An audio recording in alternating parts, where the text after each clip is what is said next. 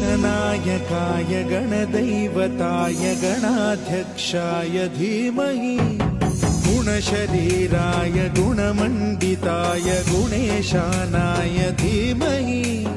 गुणातीताय गुणाधीशाय गुणप्रविष्टाय धीमहि